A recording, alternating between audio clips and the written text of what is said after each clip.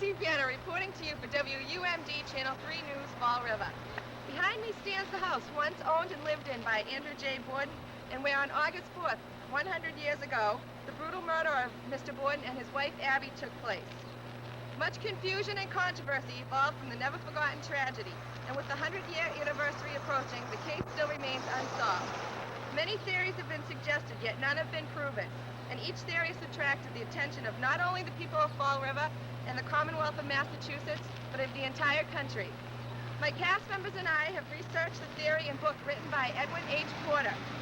We'll take you back to that horrid day where the unfortunate history was made. We'll take you to the courthouse where Lizzy Borden was found not innocent but guiltless. We'll take you to the mortuary where Andrew J. and Abby Borden were beheaded for experimentation. And we'll take you to the cemetery where it all ended, or did it. Edwin Porter, on Thursday, August 4th, 1892, Mr. Borden, after a morning of running errands, lay in the sitting room for his usual nap. Mrs. Borden was upstairs making beds, the maid was in the attic washing windows, and Lizzy Borden was out back in the barn. Sometime before 11 a.m. that morning, Andrew and Abby were not just killed, but brutally murdered. The body of Mr. Borden was found by Lizzy and reported to the police. It wasn't until after the police arrived that the body of Mrs. Borden was discovered. By 1 o'clock, the streets were filled with curiosity and fear of hundreds of people. No murder weapon was found, and at the time, there were no suspects. Eventually, Lizzy was arrested as a suspect. He'll have no problem. I'm trying to start here. All right, ready? Yep. Go ahead. Hi, this is Jen Starbird, reporting to you from Central Police Station in Fall River, where the inquest into the brutal murders of Andrew and Abby Borden took place. At the time of the inquest, the police only had circumstantial evidence and believed that Lizzy Borden was the murderer. Bridget Sullivan, the maid, was the first to be questioned. She was asked various questions as to her whereabouts the morning of the murders.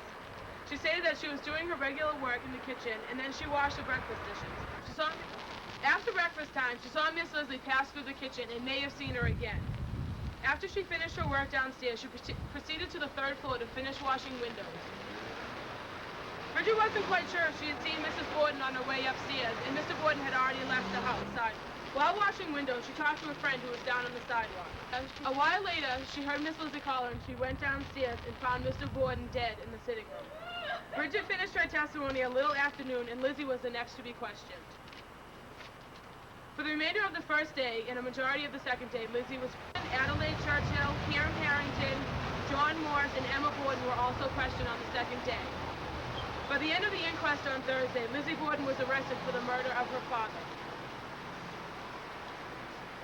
Yeah. Stop. Lizzy's preliminary trial was scheduled for Monday, August 22nd. The jury returned 3 indictments against Lizzy. 1 for the murder of her father, the 2nd for the murder of her stepmother, and the 3rd for the murder of her father and stepmother. Now we go to the New Bedford courthouse where the grand jury held the trial and with Jody Benedetto reporting.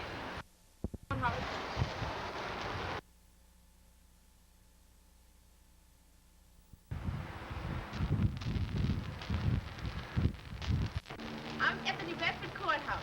The trial of Miss Lizzy Borden commenced in this New Bedford courthouse on the morning of June 5th, 1893. It was conducted before 3 superior judges. No spectators were allowed in the courtroom on the first day of trial, but the rule was lifted thereafter. The only persons present at the opening were 150 jurors, court officers, a few intimate friends of Lizzy, and 35 news reporters. The first day was devoted entirely to the selection of the jury. The second day of the trial was devoted to the opening of the case by the government's representatives. During the afternoon of that day, the jury visited the scenes of the murder in Fall River, exactly what you previewed earlier. The third day of the trial was devoted entirely to the examination of Bridget Sullivan. She had lived with the Bordens for 3 years. She said it was a pleasant family as far as she knew. The fourth day of the trial, the family physician was called, and he stated simply what he saw and talked with Lizzy immediately after the murder. The seventh day of the trial was argued that the testimony of Lizzy Borden be allowed to go before the jury. It was decided the testimony was incompetent and be ruled out. The 11th day was one of the most important days because it was during the forenoon of this day that Andrew J. Jennings presented the defendant's case. But also the 12th day was of importance because the ex-governor George D. Robinson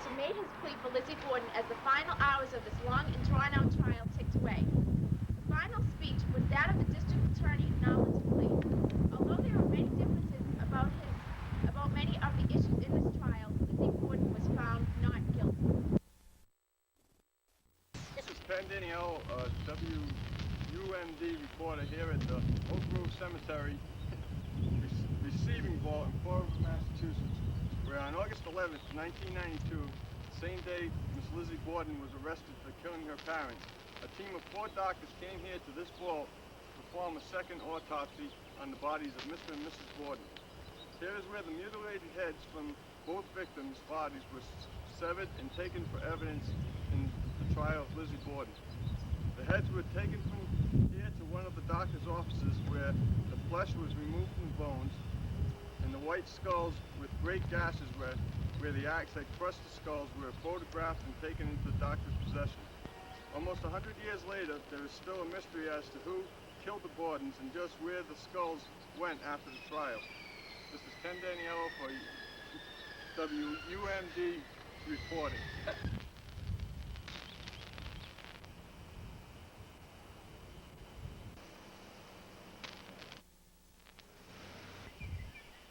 This is Travis Hanway, WUMD, here at Oak Grove Cemetery in Fall River, Massachusetts. This is the location where the body of suspected axe murderer Lizzy Borden is buried. Also, the bodies of her father, stepmother, and other family members are buried here also.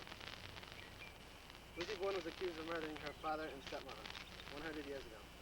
Although Lizzy was not convicted of murdering her parents, it is still very ironic that Lizzy be buried in the same spot that her parents are buried in. Lizzy died many years after the brutal stabbing of her parents. If she was the murderer, it is possible that she had planned to be buried with them to avoid any suspicion about her. All of this circumstantial evidence only enhances the legend of Lizzy Borden. This has been a special report brought to you by WUMD News. Thank you and have a good afternoon.